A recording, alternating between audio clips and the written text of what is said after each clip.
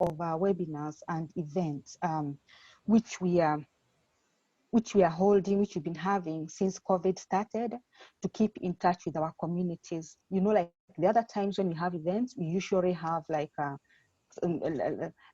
other people coming in and not having a targeted community webinar. We've not done this before in this series, and that it is today. It's like the day of the community to come here, listen to Daniel Kelly, and talking about FGM and the law. And we're also conscious of the fact that we talk about other things when we are trying to address the issue of FGM. And what we talk about mostly is community awareness, but we don't give a very strong focus. We don't dedicate that time to talking about the law and FGM in Ireland. And that is why also this one we decided, because we want to hear our community members asking questions about the law and what they can do, what the guards can do, and all those things. I know there will be a lot of questions, and so get ready with the questions. And so we are very, very glad to have you here. And so without much ado, we have our community health ambassador, who is Rodrigue. I am conscious of the fact that Salome has introduced Emily. So now we are going to jump that part of and so we'll go to Rodrigue, who is our community health ambassador in charge of Cork area, just to talk for 5 minutes. Thank you very much. Rodrigue, you're welcome. Thank you. Can you hear me? Yes, we can hear you, Rodrigue. Thank you. Okay. I want to welcome everybody. To welcome also Inspector Kelly. I don't know if he can hear us. Yeah, very happy. I can hear you. Can you hear me? Okay, thank you, Inspector Kelly. We are very happy to have you with us today. My name is Rodrigue. Like Caroline said, I'm ambassador of FGM.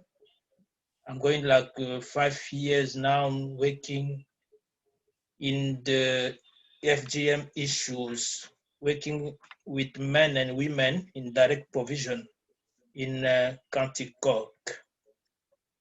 So I'm working also with African community, how we can raise awareness of the community about the consequences of FGM. FGM is a traditional harmful practice. So we are using tools to explain to our participants in direct provision about the danger of FGM. Before, they was taking the issues of FGM like cultural issues. So they will tell you, is our culture. We can't stop it. But after going through the training, they realize that FGM is against human rights. So now even they are able to send message back home to tell their friend, their brother, their family about the danger of FGM. And also, I'm working with direct provision for now to distribute condom about on the main issues, giving men condom about giving them condom in direct provision. So I'm going back to FGM because we are talking about FGM. In Ireland, FGM is going underground among immigrant community. So if we don't take care of it, FGM will continue forever. It's time for us now to work together. I think together we can do more. Together we can stop FGM in our community. Thank you, everyone. Thank you to listen for me. Thank you very much, Rodrigue, for that, for welcoming us this event this afternoon.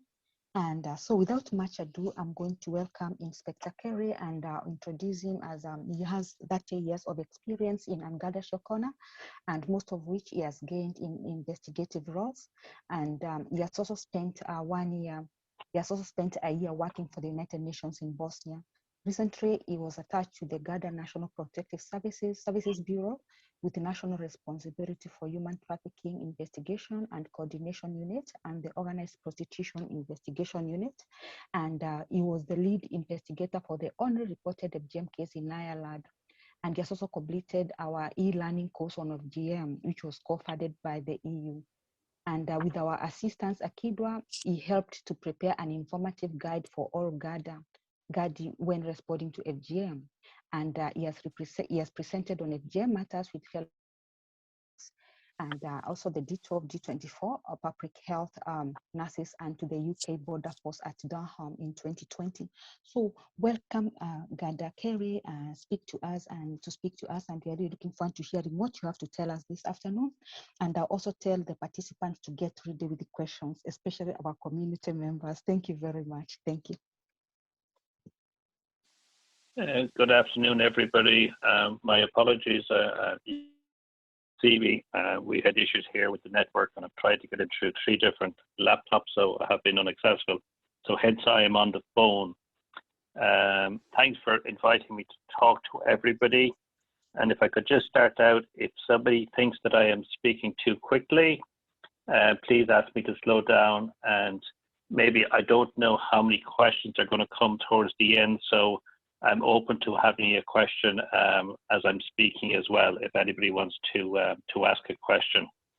And I'm glad to be talking to you as a member of the Garda Síochána on FGM, and I know I'm trying to be respectful to everyone, because I would have said myself a number of years ago I had little or no knowledge about FGM, and I'd like to think so. I'm in a place now where I understand it much better, and I do understand one of my colleagues there mentioned that it is a culture, and it is, and I accept that, because countries are built on their cultures and their reputations, and I suppose it's important to recognize that yes, some cultures are very good and some aren't, and again, I don't want to be particular about that in respect of anyone's cultures, but I just want to speak from a police point of view, and the importance probably of awareness, and that people understand. And we have law in Ireland since 2012 in the form of the Criminal Justice Female Genital Mutilation Act. And it's here, and it's in a lot of countries around the world, and I understand that there have been many cases, and there has a lot of work being done around the world in relation to responding to FGM. I'm not sure, and I wish I could see you all on screen, because I could get an idea, because I wanted to show you the picture of Africa and the countries where FGM is most prevalent, and the percentage that is estimated from those countries. So just to highlight from the high one of Somalia, which is in the high 90%, down to Uganda, which is 1%. And it's important to understand that, you know, people do travel, they go to different countries, they set up lives in different countries, and they do bring their traditions and cultures with them. And normally they would be somewhat reduced because they're so far from their original place of birth. But from the high of Somalia and the other high countries like Egypt and Sudan, those countries where the percentage is quite high. We have Uganda, which I mentioned, which is 1%. And there has been one conviction for FGM in the UK, which happened in the recent years. But the lady in question is actually from Uganda, where you would have thought that FGM would unlikely to happen, because the surveys that had been done in the last 10 years by the European Institute for Gender Equality, they have examined the prevalence or the likelihood of FGM occurring in European countries from people who have originally come from a country where FGM is practiced. And in all the countries, the percentage is reduced. And I'm going to give you some examples. In 2016, this European study found that in Italy, between 15% and 24% of girls at risk of FGM were likely to become victims. In Belgium, it's somewhere between 16% and 27%. Malta is quite high, 39% to 57%. And they were all conducted as a study in 2016, whereas this European Institute for Gender Equality did one in Ireland and Portugal and Sweden back in 2011. And Sweden, it says between 3% and 19% of the girls at risk were likely to become victims of FGM. But for Ireland, which was one of the lowest, which is nice to see, but still that's between 1% and 11%, and that was a study 10 years ago. But in that same study, they estimated that 14,577 girls were potentially a victim. So 1% of that would be 145 victims, and 11 would be 1,603. So it just goes to show the highlight that the possibilities of happening in this country are quite high.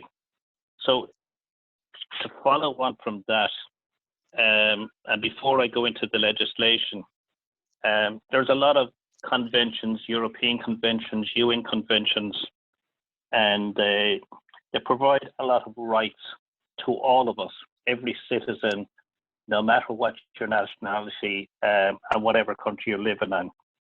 And they say that FGM, female cutting, violates a number of human rights, including the right to life, the right to human dignity, the right to be free from discrimination, the right to equality between men and women, the right to the highest attainable standard of health, and the right to be free from torture, cruel, inhuman, or degrading treatment or punishment. And those rights are available to me, they're available to all of you, and they're available to everybody. And which is great that we're in a situation where we have these rights, that we can be treated, and all of these things can be respected. So, and again, I'm going back to culture and understanding. I've learned an awful lot in my studying and readings in relation to FGM and cultures, and I'd like to think my view now is very fair, and I understand that parents, families can be amazing parents, they can be amazing family members, and yes, they have the culture of where FGM is part of their life. But in Ireland, and it's important that people understand that we do have this legislation, and the potential then, and it really is, it could be the case that some people don't know, they don't understand, and it's important to understand. It's important for that we all understand, that all society understands, because you've got the medical professional, you've got the social workers, we've got the teachers, we've got the public health nurses, we've got the police, that we all understand and recognize the fact that it is potentially an issue in this country, and we have to respect the fact that there is legislation. And under that act in 2012, there are three main parts. Section 2 of the act is the person is guilty of the offence if the person does or attempts to do an act of female genital mutilation. So there is quite clear, to do the act or to attempt to do the act. Section 3, a person is guilty of an offence if the person removes or attempts to remove a girl or a woman from the state where one of the purposes is to have an act of female genital mutilation done to her. And it's important to recognize that somebody may be bringing a child out of Ireland back to their home country for a holiday, but part of the reason for the travel may be to have the act of female cutting performed on the girl.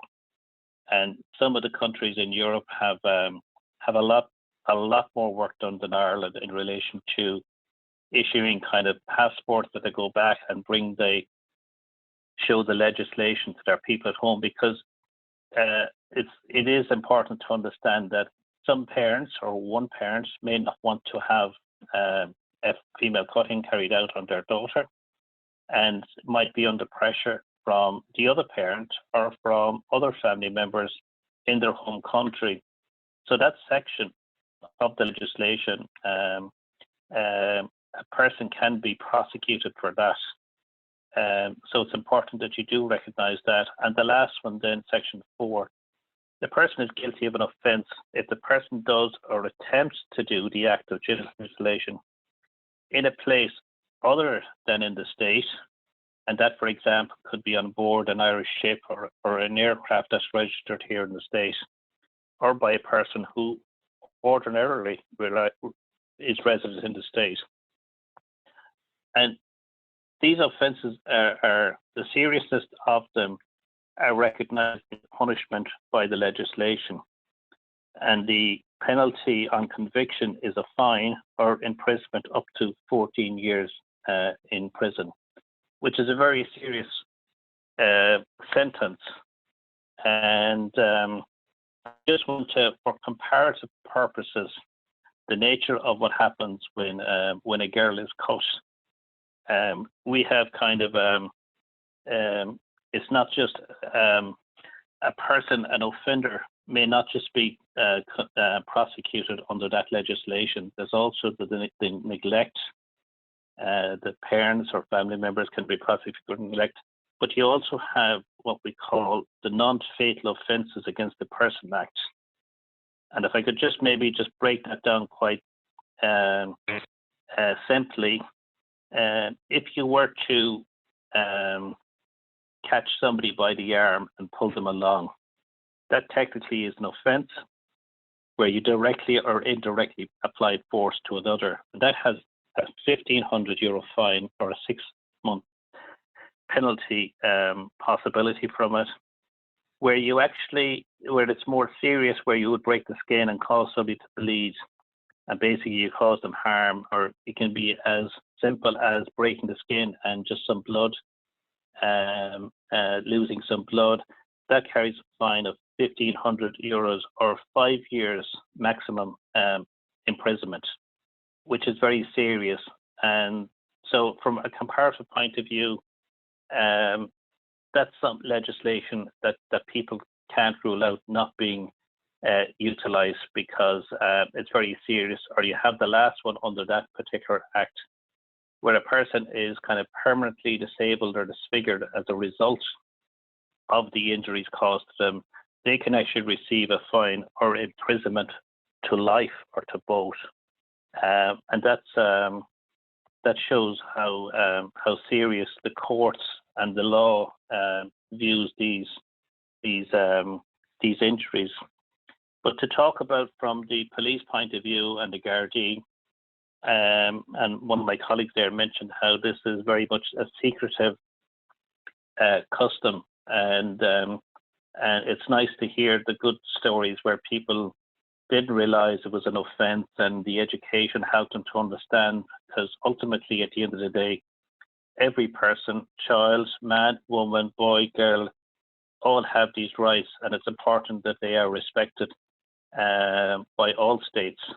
And so from the point of view of police and Gardaí, we have a lot of work to do as a police force, because the important thing here is that the first two most important things is that we all work together to prevent female cutting from happening and to protect the women and girls from it happening to them. And that's a form of communication amongst ourselves. It's a form of working together. It's in the form of education. And so a lot of work, and that's what's really important, because it's a kind of called the 3P approach: prevention, protection, and you would like to think the last situation would be prosecution. And you would hope that the prevention and the protection would work so well that it may never get to a case where there would be prosecution. So we do need to work together. We have diversity officers all over in Ireland, in An Garda Síochána, who mix within the communities. And I know that COVID hasn't helped, because while we produced a guideline document last year with the assistance of AkiDwA, who were very helpful to us, we were to do a digital learning piece with our colleagues and available for all of them to see, but the COVID has slowed that process down. But we do have, and we do need to do work, because it's important, and particularly from a police force, that we actually understand the cultures and the good ones, and how we can help. And if it's education, if it's somebody that you can feel like that you can go and talk to, which is very important, because it may be a case that you might be aware of somebody, you might have concerns, you may want to talk to somebody, get advice, and it could be a case of just anybody, a social worker, a nurse, a doctor, a guard, talking with the family and explaining. And we all know when the cutting, the mutilation, whichever term you prefer using, when it goes wrong for a girl, it can go very, very wrong, and it can, on occasion, can prove very fatal. And I know there was a case last year in Egypt where that was the case with a 14-year-old girl or 15-year-old girl. So that's what we would like to do, because education, and I can speak from the Garda point of view ourselves, because it's such a hidden conversation in our communities, and it's important that your local community Garda and your local diversity officer has an understanding, because this is not to judge people, it's to understand the culture, and everyone only believes they do things because they believe they're right, and they believe it's best for their child. But the other side of that is you have to understand in the country where you are, and the laws of that country are what's in force. And I would like to come across as if I'm being judgmental, because I think it's very important. I can speak from this personally, that I have a much better understanding now, and I understand the culture behind it, and I understand why. But I also think it's very important that I also highlight that it's not acceptable in this country. It is a worldwide topic of conversation. It doesn't just happen in Africa. It happens in other countries when people move around the world and set up lives in different places. It's in Colombia, in South America, it's in Pakistan, it's in Malaysia, it's in Jordan, it's in Israel, it's in India. So, and there's many cases have been reported in Europe, and I know in France back in the 1990s and the 2000s, there's a lot of work done in responding to female genital mutilation, because the numbers of girls residents potentially at risk in France is quite huge. And I know it's like back in 2016 they had a figure that the potential people at risk there was over 205,000, which is quite significant. So the purpose of my conversation, I was happy to be asked, and I hope I don't come across as judgmental. I would love to be in a situation where you can contact AkiDwA. I had my name and my email and phone number at the end of the last slide today. If anybody wants to make contact with me, and just to have any questions that they may not want to ask here in open, and I certainly would be available to that, because it's important that the hidden nature of FGM doesn't stay hidden, because the girls at a very young age have very little say in their life, and that's not correct when you look at all the rights that they are entitled to. It's important that we do respect everyone's rights as best as possible. So if anybody has any questions, hopefully I would be in a position to answer them for you. So, yeah, thank you very much, Garda Kelly, for that, for talking to us and informing us about FGM and the law. And we really feel honored to have listened to that. And so now I am going to ask our participants to ask their questions, and Daniel can answer, I can answer, Salome can answer, even the participants. If a question is asked and you feel you can help in answering, we have no problem. So one of the participants, that is our ambassador, Emily, she asked a question, and let's see, sorry. It's here. She asked, what would be some of the techniques or pressures that might be used to try to convince parents to allow FGM to be performed on their daughters, and what can be done to help them? So can someone tell us what could be some of the techniques or pressures that might be used to try to convince parents to allow FGM to be performed on their daughters, and what can be done to help them? And so that is one of the questions from Emily, and we want more questions to come. And yeah, thank you very much.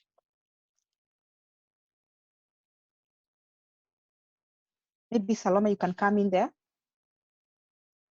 Yeah, like, sorry, I'm just not able to bring my face because the network in my house is not very good. So I'll have my camera off. But just to say that, you know, and I said at the beginning, FGM is a very hidden issue. And it's something that actually happened within the household. And also it's because it's, you know, when we talk about FGM, we talk about things that are private. It's about private life and, you know, private indeed. And so most of the time, you know, when it's done, and we hear actually quite a lot that, you know, children will be taken out of Ireland. And just to say that, and Kelly will talk about the law and all that he have actually mentioned about the law, that, you know, children, when they're actually taken for holidays, or it's just happened with their parents that, you know, they would be traveling, or they would be going to places, or they would hear of, mainly, for example, if it's done in countries where it's practiced, you know, these are events which are very well organized, you know, by the parent or by the family, because, you know, it's actually to put the girl into adulthood. So it could be planned without the child knowing. It could be planned as well, with the child being given other kind of like information that, you know, that maybe they are traveling to visit their grandparent, or they're traveling to visit their auntie. So it's very difficult to be able to know, because of the hidden nature of it, and because of the way, you know, the communities who believe in FGM, you know, operate, you know, and how they work things out, you know. So we can only be able to protect their children and to help the children who falls into that category of maybe having to face FGM by reaching out to school, for example, because, you know, most of the children are going to school and they talk to teachers, they talk to their children, friends, on what is happening and what is being prepared for them. So it's very, very difficult to know that it's been planned, because people can plan it secretly. But it's also important that, you know, we raise awareness, especially here in Ireland, because children are going to school and they talk to other children. So if there's anything or a visit that is planned, or a trip that is planned, and they're getting excited, they've been told that there will be some kind of ceremonies being done and all that, you know, children can become that. We've also heard of children, for example, in other countries where they would talk about it later. We actually paid a visit, for example, in UK, and I'll stop speaking so that we give more people the opportunity to say something. We visited UK in 2019, before COVID-19. And one of the places that we visited was the FGM Center. It's actually run by Bernardo's. And what we learned from them was that most of the people who have gone through FGM when they were children, they will only report about it when they are adults. So they will report about it in their adulthood because they fear on how their parents would react, and they fear of so many other consequences. But I would like to push it back to the education, and raising awareness at that level. So within schools and within education environment, and also among other people, so that people can become more aware of FGM and that they can be able to report if their children share something about another child who is being planned for a ceremony or something like that. But just to say that it can be very problematic and hidden because of the nature of FGM itself. So it's very important that all of us become aware of to understand what is FGM, and the consequences of it, and how communities who practice FGMs operate, because they could be very much isolating themselves at the same time. Yeah, thank you very much, Salome, for that very comprehensive answer. And I hope, Emily, your question has been answered, and even anybody else who might have been interested in that answer. So, and Anna has also asked a question, and maybe this one can go to Garda Kelly. She's asking, if you are a frontline support worker and you not suspect that someone is at risk of FGM, but the family is not disclosing this, what can you do? Yeah, and so maybe Daniel, you can answer that one for us, please. And also anybody else who might feel he has something to add to that is welcome to say something about that. That if you are a frontline support worker and you suspect that someone is at risk of FGM, but the family is not disclosing this, what can you do? Thank you.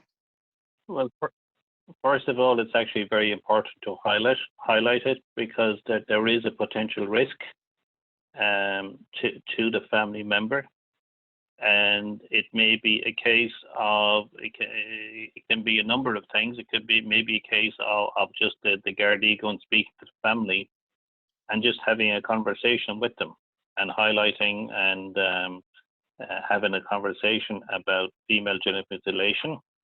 And there is a lot of work that we as an Irish state, and not just the Gardaí, need to do, because it is important, and it could be it could be the lack of understanding about the law in the country. It could be the pressure from, as I said, other family members, and it could be somebody is not in agreement with this happening, but they have no choice, and the fear of bringing a family apart. We do have, and I'd like to highlight this, we have a lot of very specialized training interviewers who solely interview children or vulnerable adults. And it's very appropriate to the age and the person's needs. And it's all about, and this really, and it comes from an EU directive on victims. We brought into legislation in 2017, the Victims Directive Act. And potential victims, have an awful lot of rights, and correctly so, in this country. And if it is the case, go back to my prevention, protection, prosecution, if somebody brings it to our attention, obviously there is the healthcare situation, looking at it from that side. It could be the Garda speaking to the family. It may be other speaking to teachers, speaking to neighbours. It could be just building up an understanding of, again, it's based on, we'll say, if you look at somebody who goes to a maternity hospital and is about to give birth to a child, and it is clear from the delivery people that the lady about to give birth is a victim of type 3 FGM, then it would be only reasonable to assume that there's a slight chance that if she has a baby girl, that baby girl may be a potential victim of being circumcised at a future age. So there is a lot to be done from state agencies in respect to that, and a lot of joined up thinking. But where the concern is there, I would always say report it to the guards, because the Gardaí can do a lot of work. Some of it might be covert, some of it may not be. And I know in other countries that that if somebody is traveling home to their home country, and they may have a conversation with them before the travel, they may have the conversation at the airport, and basically to remind them that it's against the law to practice FGM in our country, and it's against the law to bring your child out of the country for the purpose of having FGM done. So I would always say, and I could understand how a person might have concerns or be afraid to report it because their suspicion may not be strong enough, but I would always encourage them to say to do it, and better to err on the side of caution. I hope that answers the question. Yeah, thank you very much, Garda Daniel Kelly. And that's a very, very good and again, comprehensive answer to that question. And thank you. And so we have another question from Killian from ActionAid. And Killian is asking, due to COVID-19 and the fact that travel is now restricted somewhat, are the CHAs or the guards hearing about the practice happening in Ireland as opposed to in the child's parents' home countries? And due to COVID-19 and the fact that travel is now restricted, are the CHAs or the guards hearing about the practice of FGM happening in Ireland as opposed to in the child's parents' home countries? So yeah, so what is happening? Maybe one of our CHAs, maybe Daniel Kelly, can come in and answer that. Thank you very much, Killian, for a good question. No, we're not hearing about it because it's such it's a very secretive culture. Which is why we need to work with our diversity officers who work with these people in their communities, and to build up a trust, because what's really important here is that we prevent and we protect the girls and women.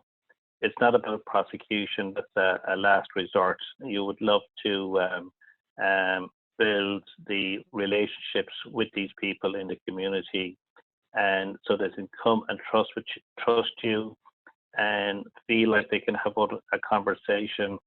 And I've done, and it's also important for us people here that we actually keep an open mind and understand where the parents may have come from originally, or grandparents, or where the kids have been born and are only recently in Ireland.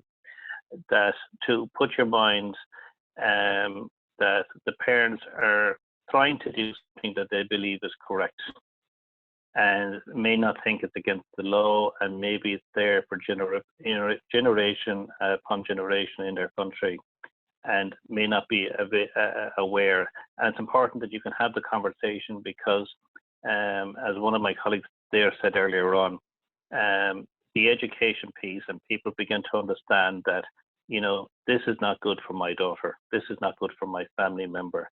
They can have serious consequences. It may end up being fatal. They may have, and they carry these consequences for life.